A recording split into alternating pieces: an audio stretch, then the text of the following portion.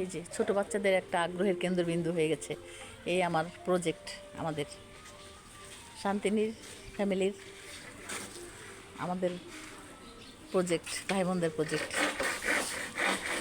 গাছগুলো দেখেন রং বেরঙের, নেট জাল দিয়ে ঘিরে দিয়েছি, সব গোলাপ গাছ। ভবিষ্যতে চিন্তা ভাবনা গোলাপের একটা নার্সারি করা, চারা কাটিং করা।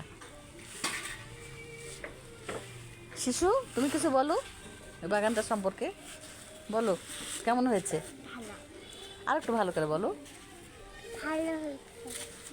এখানে কি এখন আসতে মন চায়? হ্যাঁ, এদিকে ঘুরে বলো, এই বাগানে কি তোমার আসতে মন চায়? কয়বার আসতে ইচ্ছা করে? এই দেখেন হাঁস কচুরি পানা খাচ্ছে, দেখছেন? কয়বার আসতে ইচ্ছা করে? ভালো ভালো, শিশুদের এটা আগ্রহের কেন্দ্রবিন্দু হয়ে গেছে আমাদের এই বাগান।